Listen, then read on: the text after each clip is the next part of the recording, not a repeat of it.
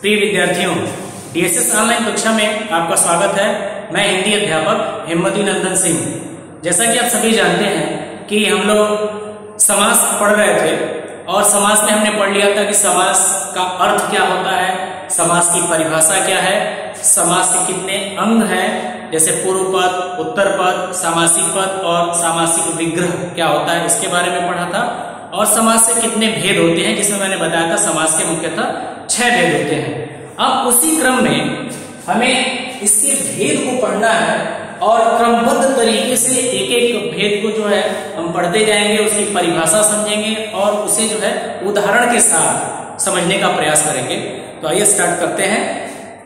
समास के भेद। समास के मुख्यतः 6 भेद होते हैं, मैंने बताया था, जिसमें पहला अव्ययी भाव समास, दूसरा तत्पुरुष समास, तीसरा कर्मधारय समास और चौथा द्वंद्व समास, पांचवा द्विपद समास और छठा और अंतिम था बहुब्रीहि समास। तो जिसमें पहला है अव्ययी भाव समास। अगर इसकी परिभाषा को जानना है, समझना है, तो सबसे पहले इस शब्द को जानना होगा कि इसका अर्थ क्या निकलता है। निश्चित रूप से इसके अर्थ में इसकी परिभाषा छिपी हुई है। अव्ययी भाव समास यानी अव्यय, जिसमें लिंग, वचन, कारक, काल के आधार पर जिन शब्दों में परिवर्तन नहीं होता है उसे हम अव्यय कहते हैं। इसे मैं आगे पढ़ाऊंगा विस्तार पूर्वक। यहाँ आपको बस इतना ही मैं समझाऊंगा कि अव्यय किसे कहते हैं, अर्थात ऐसे शब्द जिसमें कारक, लिंग, वचन के आधार पर कोई परिवर्तन न हो, वो ज्यों के त्यों बने रहते हैं। तो देखिए, इसी आधार पर इसकी परिभाषा रखेंगे।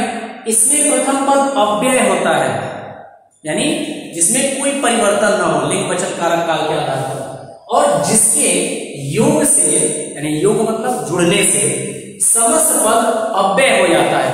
और वही अव्यय शब्द जो है जब दूसरे अर्थात उत्तर पद के साथ जुड़ता है तो जो सामासिक पद हमें मिलता है वो पूरा सामासिक पद क्या है, अव्यय का अर्थ देता है। अव्ययी भाव समास में पूर्व पद प्रधान होता है। पूर्व पद यानी जो पहला पद होता है वो प्रधान होता है, उसकी प्रधानता होती है। क्यों? क्योंकि वो अव्यय होता है। उसी आधार पर इसका नामकरण किया गया है। अब देखिए उदाहरण के साथ जो इसे समझने का प्रयास करेंगे। यथाशक्ति, अगर हम इस दोनों शब्दों को अलग अलग करते हैं तो यथा धन शक्ति। अब यथा क्या है, यह अव्यय शब्द है और शक्ति, अब दोनों का मेल जब कराएंगे, यानी जब इसका समास हो रहा है, यानी सामासिक पद जब बनेगा ये, तो हो जाएगा यथाशक्ति, अर्थात शक्ति के अनुसार, शक्ति के अनुसार, शक्ति के अनुसार, जितनी शक्ति है उतनी शक्ति और सामर्थ्य के अनुसार, यथा सामर्थ्य, यथा शक्ति, प्रतिदिन, प्रतिवर्ष, ये सब आते हैं। आजन्म दूसरा शब्द है, आजन्म यानी जन्म से,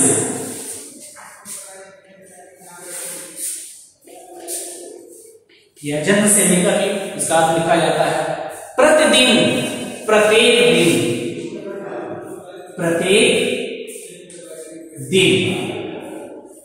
इसके बाद है भर पेट, पेट भर कर, पेट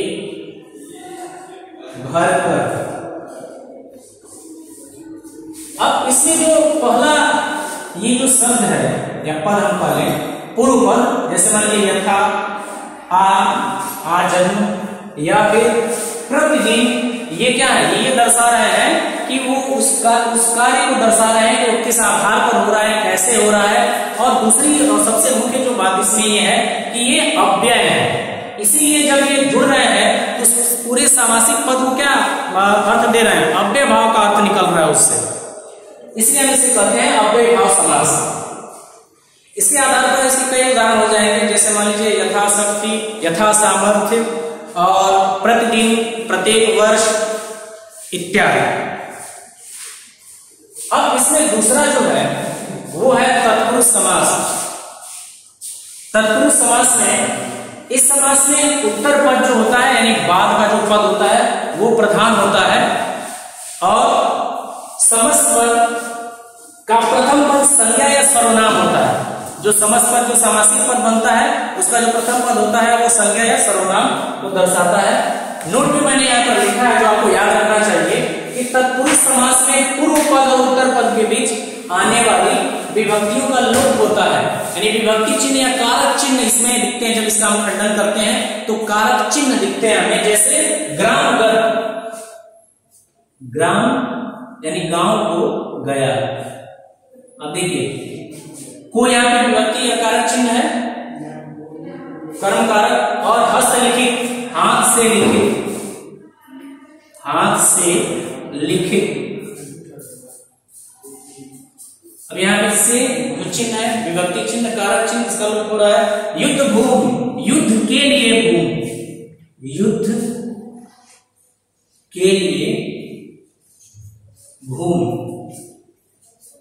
संप्रदान कारक, कर्म कारक, करण कारक और संप्रदान कारक, ये तीनों कारक जो है इसमें आपको दिख रहे हैं। जैसा कि इसमें लिखा गया तत्पुरुष समास में पूर्व पद और उत्तर पद के बीच आने वाली विभक्तियों का लोप होता है, तो विभक्तियों का इसमें लोप हो रहा है। इसके बाद इसमें है कि इसके विभक्ति के आधार पर या कारक चिन्हों के आधार पर इसके भेद हैं, उसको मैं अगले वीडियो में समझाऊंगा विस्तार पूर्वक। आज के लिए इतना ही। उम्मीद है आपको अच्छे से समझ में आया होगा। यदि कोई समस्या होगी तो आप व्हाट्सएप करके या फिर कॉल करके पूछ सकते हैं। आज के लिए इतना ही, धन्यवाद।